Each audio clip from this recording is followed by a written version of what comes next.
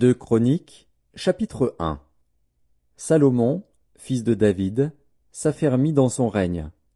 L'Éternel, son Dieu, fut avec lui, et l'éleva à un haut degré.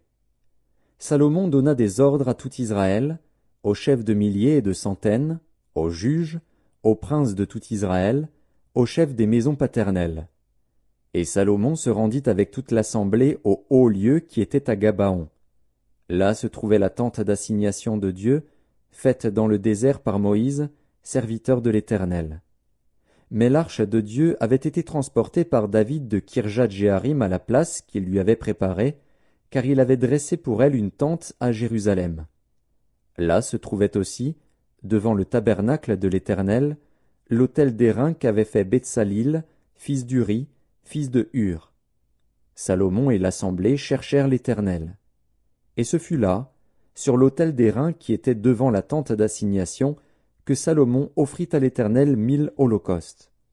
Pendant la nuit, Dieu apparut à Salomon et lui dit, « Demande ce que tu veux que je te donne. » Salomon répondit à Dieu, « Tu as traité David, mon père, avec une grande bienveillance, et tu m'as fait régner à sa place.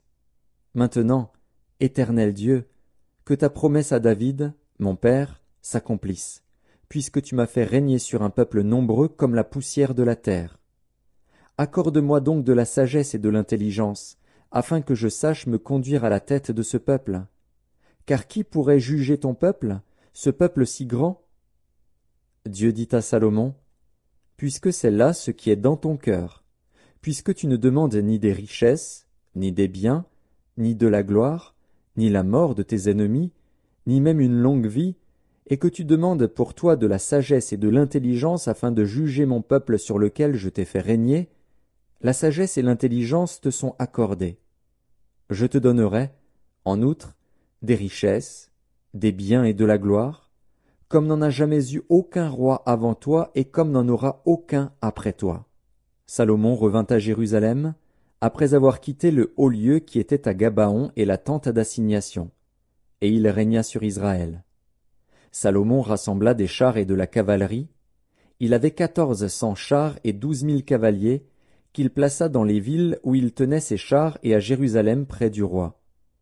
Le roi rendit l'argent et l'or aussi communs à Jérusalem que les pierres, et les cèdres aussi communs que les sycomores qui croissent dans la plaine. C'était de l'Égypte que Salomon tirait ses chevaux. Une caravane de marchands du roi allait les chercher par troupes à un prix fixe.